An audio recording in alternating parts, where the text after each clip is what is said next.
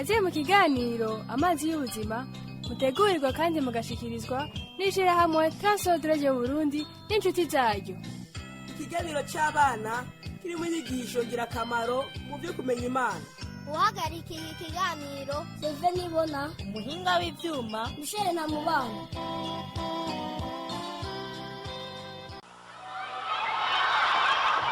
Pasito, ndagukeje ingene wigishije neza uyu munsi. Erega uko abana bacu barushiriza kwivanga n'abantu bo hanze bo muri Rwinyoni, niko barushiriza kugira ingorane ziva ku gukunda amahera. Kurya nyene ijambo ry'Imana rivuga rero nyoko, amahera siyo ngorane.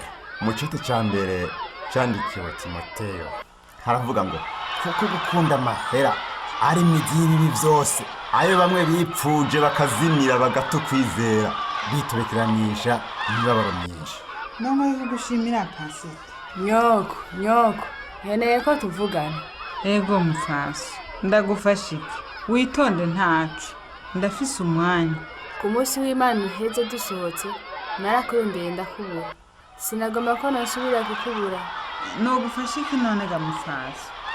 Ndazi yuko bitakuraba cyane, ariko ndazi yuko nawewe wegeje uterereye. Nicyo cyatumye ndakurondera ngo tuvugane. Yego cyane. Urazi yuko hagize icyo noshobora kugufasha nogikora.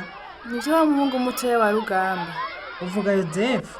Emi, nuwo nyene. Jewe sinumva uko nabivuga. Mugabo nibaza yuko atwiba. Yozefu? Kwiba? Yozefu nyine yarabibye. Oya, susuma tumenyereye. Nuko kare yahora atugurisha ko imboga ku giciro ciza kurusha ahandi hose. Mbere n'igihe twaba tutararonka amahera, yaragerageza tukaronka imboga nyinshi dufunguye. None mugomba ko yobireka?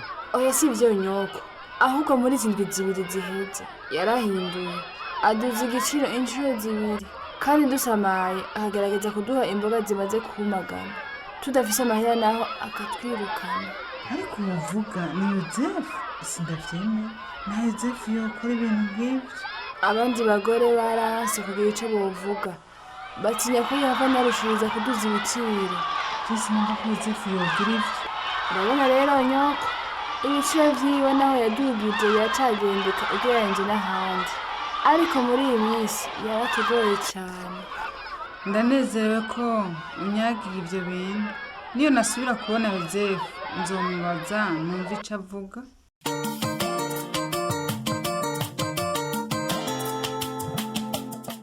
Mahoro nyoko, ndanezerewe kukubona. Yewe ga Yozefu we, kubera iki wihuta gutyo? Ivyo bintu bikwirukana n'ibiki? Hari ibikorwa byinshi nyoko. Umwanya nawo wo gukora ibyo nagomba gukora wamari muto cyane imisi yose. Ngo wicare hano, nagomba tuyage gatoya. Nyoko, nta mwanya mfise. Ica bincereza cyane. Epfo munywa amazi makeya. Ngiki kirende canje kiruzuye. Araryoshe cyane. Numva nkiriye ayandi.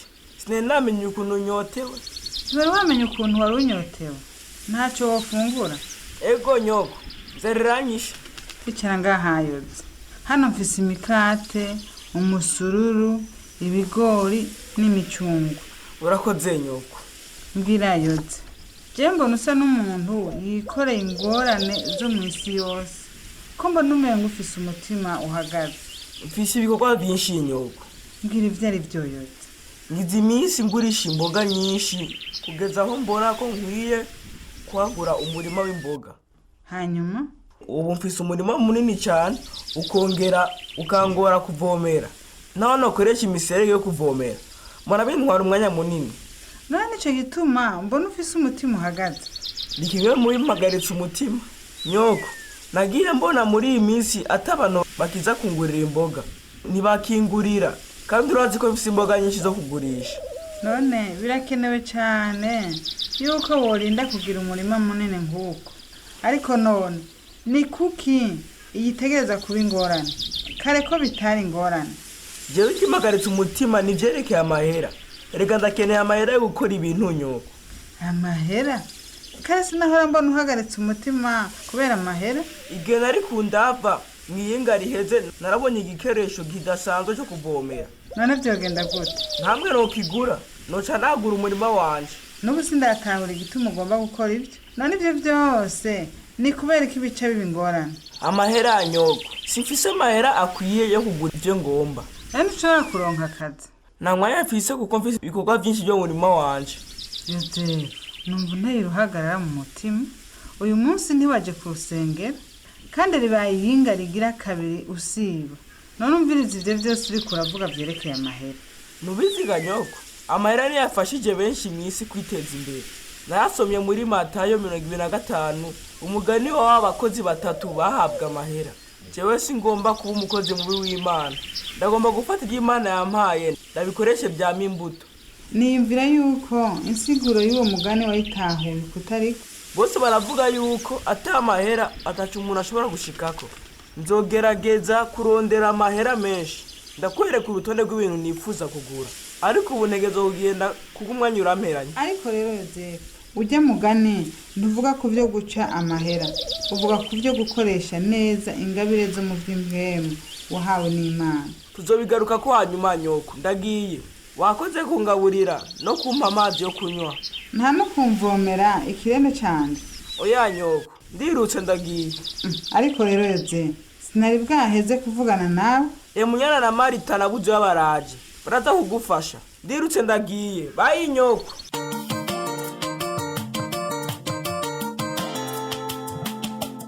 Munyana, wabuze ibyashikiye Yozefu? Amazi indwi zibiri ameze uko nyene. Yiruka hirya no hino, uwo mengo yariko yigana minani yimenyereza kwiruka ahantu harehare. bisa n'ivya wa mugani w'itarani. Yozefu yabimbiye Mari, ariko biraboneka yuko yatahuye n'abo umugani w'itarani.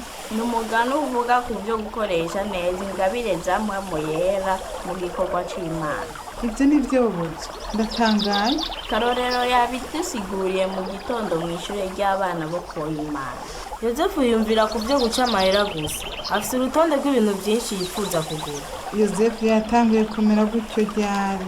Erega sinari nzi yuko yahindutse. Nyoko, ubu niyo tumuguranye amahera aturihisha yarenze ayo yaduhaye. Bivuye ku gihe tumaranye amahera yiwe.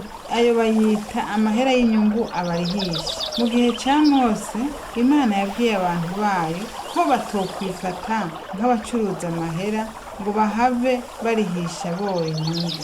Yarakuguranye amahera Marita. Ariko jewe yaranse ngo kuko papa wanje agwaye cyane. Rero na jewe noba ngeze habi. Ngo ugeze habi? Ivyo no kuvuga iki? Yozefu yatinye yuko byohava bishika ntasubizwe amahera yiwe. Bana, Imana mu isezerano rya kera yaratanze amategeko abuza kwaka inyungu mu buryo bwo gukunda amahera kurusha abantu. Mubarebe igice cya 25:36 atubwira yuko atakwakabora inyungu ku mahera twoba twabaguranye, kandi yuko atakubaca inyungu ku byo kurya bagurishijweko. Hari n'amahani Imana yatanze mu gitabo cy'imigani igice cya 22:7 ku byo kugurana amahera. Munyana, dusomera uwo murongo. Umutunzi atwaza abora amanyama, kandi uwari umwenda aba ari umushumba w'uwo yawuriye. Wow, ijambo ry'Imana rivuga ukuri. Yozefu yaratanguye kugerageza kunkoresha mu kuvomera umurima wiwe w'imboga kuko yanguranye amahera. Najewe yagerageje kundira umukozi wiwe wo kuvomera umurima wiwe w'imboga. Ha, eka data sindi umushumba wiwe. Bana, mumenye yuko atacaha kirimo kugira amahera canke ubundi butunzi. Ingorane zitangura iyo tutagomba gusangira n'abandi ibyo dufise, canke iyo tugomba kurya iby'abandi. None Yesu yarigishije kuri ibyo ganyoko? Ico ni ikibazo kizamunyana. Yesu yarigishije ku mahera n'ubutunzi mu ntumbero yo guhindura ibintu. Reka buze dusomere muri Luka igice cya 6:33-31. Ugusaba wese umuhe. Unyaga ibyawe ntuzubimwake ukundi. Kandi uko mugomba uko abantu babagirira mube ariko mubagirira nawe. Muvyumvire ko bana. Mbega ibyo si byo Yesu yakoze aho yadupfira ku musaraba? Ibyo ni byo nyoko. Natwe abamwizera uko niko agomba ko tubaho. agomba yuko tugira imbabazi nk'uko data wo mu ijuru ari umunyembabazi. ha nyoko turacyafise byinshi byo kwiga. tuvuze ku bya data wo mu ijuru, mbega warumvise ko papa wanje azova mu bitaro ejo? Azoba uwa mbere kugwarira muri ya nzu y'abarwayi ba sida. Nta kintu kidasanzwe twomugirira ngo tumwereke urukundo rw'Imana. Niyumvira yuko ari icyumviro cyiza buzoya. None gabana hari ibyiyumviro mwoterera. turafise ivyamwa bishaje imuhira. ndabaza mama wanje ko hari ibyo twotanga. Zotorora amashurwe nzanire oncle Code. Nta kuntu twomurondereye ibyo kurya bimeze neza. Niyumvira yuko ibyiyumviro byose mwaterereye ari byo. Ahubwo reka tuvugane kuri ibyo bifungurwa tworondera.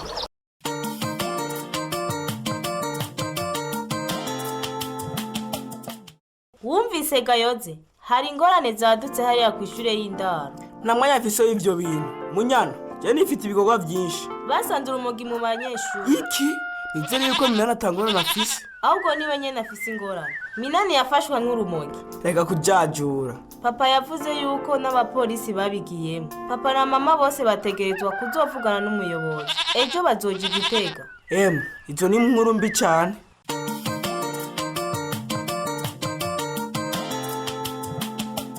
ariko none Gamina ntubona ukuntu ibi bintu bikomeye nk'ubu wosanga naho igipolisi kiragutwaye baragupfunze. none ingwani yewe erega bose barabigira. jewe nuko gusa natomboye nabi nkafatwa. uvuze ngo ingorane iri hehe? ugomba kuvuga iki? ntubona yuko ibi bishobora konona ubuzima bwawe? hari abandi bahungu bakora amabi arengeye ibyo. ivyo nivyo bito. ibyo ni bitoya gasore. umeze gutega wa mwana? ubwo ntubona yuko uri mu ngorane zikomeye? Mina nukuri uraduhemukiye. ntitwaziga yuko wokora ibintu nk'ibyo. mwebwe ababyeyi icyo mugomba ni ukumbuza kwinezereza. mukunda gusa kuguma munguye ibyo nukora. hora uko ni ukwinezereza? gufatwa n'igipolisi urumogi bakakujyana uko ni ukwinezereza? mumeze nk'abandi babyeyi bose kubera ko iyo mutoshigikiye. ariko none gayeme tugushigikire. ntushobora kubona ukuntu wadushize mu ruhagarara rukomeye Mina. dati nge nabakristo mwese mumeze mama. icyo mugomba ni ukuncira urubanza gusa. kugucira urubanza? nagucira urubanza kangahe Gamina? ariko urabona uburyarya wabayemo uko bungana Mina. nabaye ndyarya gute? ongera wibaze nawe ingene wacokoye none ukuntu vyakorohera kumucira urubanza. ubona wari kumushigikira gute Gamina? Murakaza Ruganda na Gatarina. Mushike mubiri wanje tuvugana. Minani turagomba kurangiriza ibi twariko turayaga.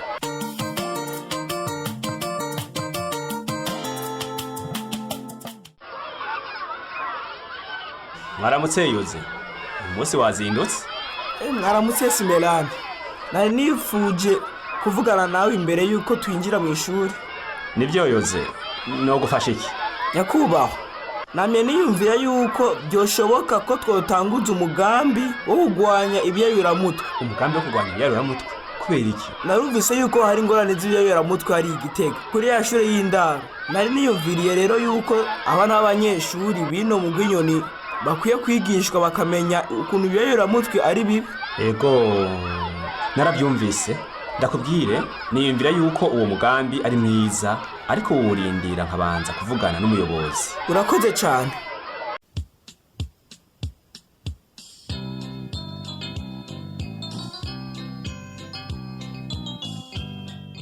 Ico kiganiro amazi y'ubuzima mwagishikirijwe n'ishirahamwe Transworld Radio Burundi n'inshuti zaryo. Ababashigirije ico kiganiro naba abana Sengiyumva Emmanuel, Daniel Nibona, Grace Nibona, Dushime Anne Siela, ijwi rya nyokuru Consolate Kabura, umumenyereza w'igikino Samuel Sabimbo. hagize ico bagomba kubaza canke gutunganira twandikire Transworld Radio Burundi agasanduku ka posita 1140 Bujumbura. Itelefone ni 22 24 26 57. Murakoze.